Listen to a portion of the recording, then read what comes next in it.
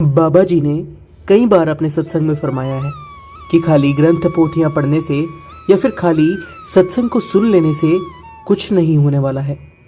बात तो तब है जब आप सत्संग में सुने गए या फिर ग्रंथ पोथियों में पढ़े गए ज्ञान पे अमल करें, उनको अपने जीवन में उतारें, गुरु की बात को माने और परमात्मा की भक्ति में लगे। लेकिन हम हैं कि सत्संग में जाकर खाली हाजिरी लगा देते हैं, सुने हुए को अमल नहीं करते, अपने जीवन में नहीं उतारते, और ग्रंथ पोथियों को अगर पढ़ते हैं तो उन्हें रट्टा मार लेते हैं लेकिन उनके ऊपर अमल नहीं करते। ऐसे थोड़ी परमात्मा मिल जाएगा। परमात्मा की प्राप्ति करनी है तो गुरु की बताई हुई बातों पर अमल करें, उनको पत्थर की लकीर मानकर अपने जीवन में उतारें। इसी से जुड़ी एक साखी हम आपको आज सुनाने वाले हैं। एक बार की बात है, एक राजा था जिसने सुना कि राजा परीक्षित ने भागवत कथा सुनकर अपना कल्याण कर लिया था। यह बात सुनकर राजा के मन में भी वैसी ही इच्छा जागी। उसे लगा कि यदि वह भी भागवत कथा सुनेगा तो उसका भी कल्याण हो जाएगा और मन की अशांति समाप्त हो जाएगी। इस विचार के साथ राजा ने एक पंडित जी को बुलवाया और उनसे भागवत कथा सुनाने का अनुरोध किया। पंडित जी ने सहर्ष यह प्रस्ताव स्वीकार कर लिया और निर्धारित समय पर कथा शुरू हुई। 7 दिन तक भागवत कथा का श्रवण हुआ। राजा ने पूरी कथा ध्यान से सुनी और पंडित जी ने पूरी निष्ठा से सुनाई। लेकिन जब कथा समाप्त हो गई तो राजा के मन में एक सवाल उठा।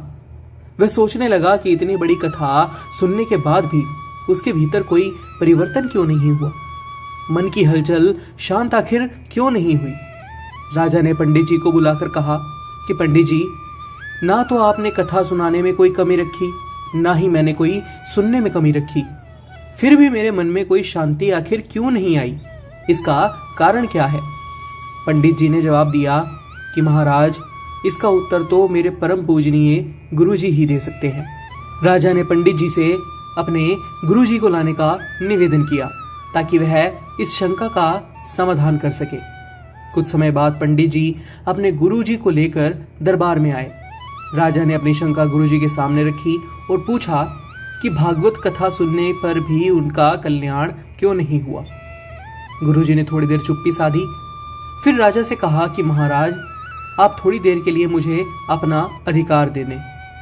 राजा ने सहर्ष गुरु जी की बात मान ली। इसके बाद गुरु जी ने आदेश दिया कि राजा और पंडित जी को बांध दिया जाए। दरबार के सेवकों ने दोनों को रस्सियों से बांध दिया। अब गुरु जी ने पंडित जी से कहा कि राजा को खोल दो। पंडित जी बोले कि गुरुवर, मैं तो खुद बंधा हुआ हूँ, फिर राजा को कैसे खोल सकता हूँ।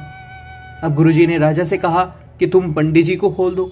तो राजा ने भी यही जवाब दिया कि महाराज, मैं तो खुद बंधा हुआ हूँ, तो पंडित जी को कैसे खोलूं। यह सुनकर गुरुजी मुस्कुराए और बोले कि महाराज, यह आपके सवाल का उत्तर है। राजा थोड़ा सा चौंक गया। उसने कहा कि मैं कुछ समझा नहीं, कृपया स्पष्ट शब्दों में बताइए। गुरुजी ने उत्तर दिया कि जैसे खुद बंधा हुआ व्यक्ति किसी और को मुक्त नहीं करवा सकता, वैसे ही जिसने खुद अनुभव से ज्ञान प्राप्त नहीं किया वह दूसरे का कल्याण कैसे कर सकता है। आपने भागवत कथा सुनी, लेकिन आपने उस ज्ञान को अपने अनुभव में नहीं उतारा, इसलिए उसका असर नहीं हुआ। जब तक ज्ञान को अपने जीवन में अनुभव के रूप में नहीं ढाला जाता, तब तक वह केवल एक सुनी सुनाई बात रह जाती है। गुरुजी ने आगे कहा कि शास्त्रों और ग्रंथों का वास्तविक लाभ तभी मिलता है जब हम उनके ज्ञान को अपने जीवन में आत्मसात करते हैं, उनको अमल करते हैं। यह वैसा ही है जैसे बिना दवा खाए कोई रोगी ठीक होने की उम्मीद करे। मात्र सुनने से और कीर्तन से कल्याण की कामना करना बेकार है। जब तक हम उस पर अमल नहीं करेंगे, जब तक हम उसे अपने जीवन में नहीं उतारेंगे और उसका अनुभव नहीं करेंगे। इस साखी से हमें यह सीख मिलती है कि केवल शास्त्रों का पाठ करना या फिर सत्संग को सुनना ही पर्याप्त नहीं है। असली बदलाव तब आता है जब हम उस ज्ञान को अपने जीवन में उतारते हैं, उसे जीते हैं। जिस प्रकार बिना अनुभव किए ज्ञान का कोई लाभ नहीं होता, वैसे ही बिना प्रयास किए और आत्मसात किए शास्त्र का या सत्संग का जीवन में कोई सकारात्मक परिवर्तन नहीं होता।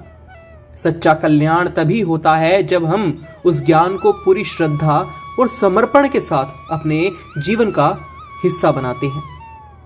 आज की यह साखी आपको कैसी लगी?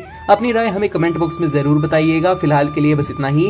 एक बार फिर से लौटेंगे एक नई साखी के साथ। तब तक के लिए राधा स्वामी जी।